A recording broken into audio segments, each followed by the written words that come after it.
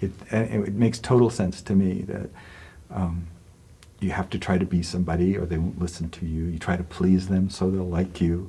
And all those things go on, right, interpersonally. But beneath all of those things, there is like a transcendental fact of us that's outside of all the social complexity.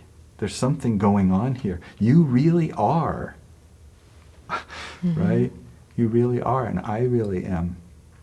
And that says something about us sitting here facing each other.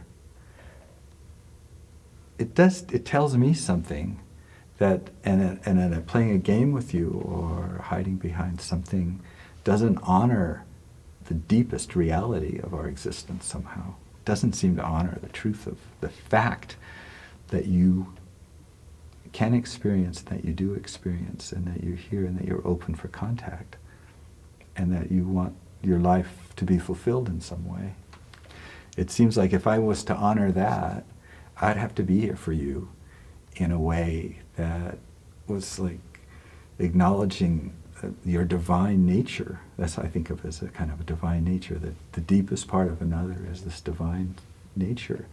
And I should recognize that. I should be in relationship to that aspect of you as opposed to a personality flaw or a tendency to hide or any of those things that I might have with another, right? That's so empowering. Just being here in your presence as you speak about that, I feel more empowered and relaxed just to be myself. Yeah. And to be open to an interaction, great. And it's helping me learn so much at the same time. It's like if you have a relationship with somebody who isn't in touch with any of that, about that divine nature of the individual, do you go join them sort of where they're at? I'm not asking you personally about that, but one tends to want to have that contact with another, and they'll kind of do anything to be with another. So they will join that other's reality. Reality is a way of being together. Mm-hmm. And so they will kind of duplicate or share the same reality as an attempt to be with them, because that feels more with them than denying their reality. But they're not really with them, are they? It's not as fully satisfying as, I mean, sometimes you feel separate if you don't share the same views about things.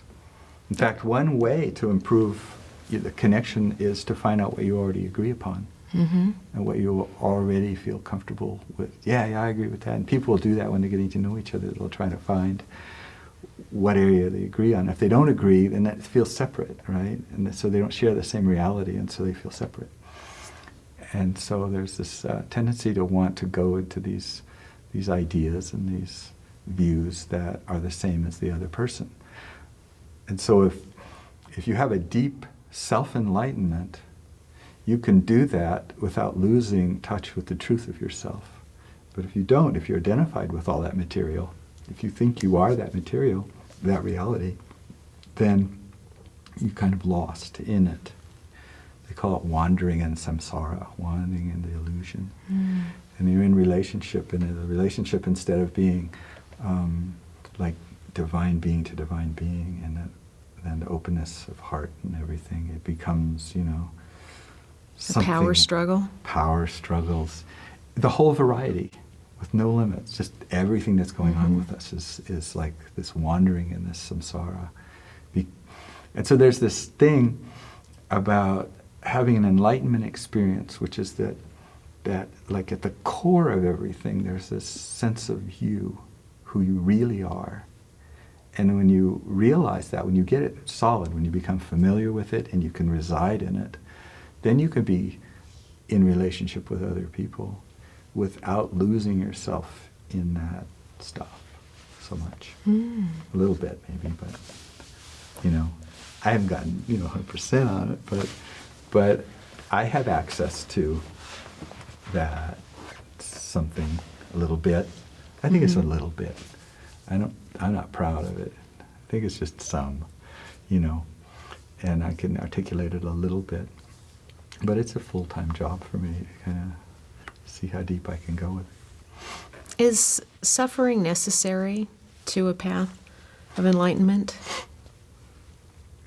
No, I think it's necessary for not being into enlightenment. I think it's just the opposite. What did the Buddha say about suffering? That enlightenment is transcending suffering. There is no suffering. He said there is suffering, and he says it's caused by something you do, and that if you get over doing that thing, then the suffering goes away. So that suffering is really manifesting in the physical world. Suffering is something that is manifesting in your conscious experience. Of the physical world? Or just emotional, physical, mental, at everywhere. Mm-hmm. And then when you're suffering, it's that. Whether it's about what's going on or anything, it's your way of regarding or your way of having a relationship with something. And there's an error in it that the Buddha found out. There was a little error that you make. It's actually a very subtle, simple thing that if you got over that, then there wouldn't be that suffering. There would still be the actual conditions. Mm-hmm. There would still, but you wouldn't have the same relationship to those things that you have when you don't know that. And that thing is published as attachment and clinging to things, but but I got it a little differently. It's the same thing, and that is that when something happens and you feel the impact of it, like somebody insults you, or you read the newspaper, and there's a kind of an impactful quality to that. If that impact is allowed to just go through you unimpeded, and if it's allowed to propagate through you, and if it's allowed to go wherever it's going to go in through you, so that you're not resisting it and not shutting it off, then it will go right through you like that. And just dissipate? And just dissipate. And they call it self-liberating. And then you don't suffer. Is that something through meditation that you embrace, so you're aware of that? Yeah, and when it's happening? Because sometimes, in fact, something happened to me last week that I felt very insulted and sad. Yeah. And I didn't even know it hit me until, I didn't really know what was happening until later. Mm-hmm. Because all of a sudden my whole day changed. Because it was like it kind of went somewhere and just stuck there or something. Yeah, it sticks. And then I was just aware of it, and then I'm like, oh my gosh, it's just sticking to me. How can I get... But then I was so busy trying to get it off, I couldn't get it to just flow and dissipate out. No. And I think that's the whole job of enlightenment is learning that. So it's something that's very simple, but we just won't. We don't want to experience that. Refusal. We just want to put it on hold. Later, maybe I'll get it. Denial? Is that denial? Denial, holding off, and I don't want to experience that. I had a plan. Today was going to be a nice day, so that wasn't nice, so I'm going to hold that off. I don't want to experience it. And that makes you vulnerable to suffering. That makes you suffer. Whereas if the stuff is allowed to just propagate and go as if you were an empty channel, just like a wire instead of a resistor, it would just go. It would just be life flowing, and the suffering would dissipate, because that's attachment. When you hold on to the state that you wished would have happened instead of what actually did happen, right? That's the attachment. The attachment is for the dream of what you wanted your life to be the next moment or the next day or whatever it is. See? It's having a preconceived idea of what the divine is going to offer you,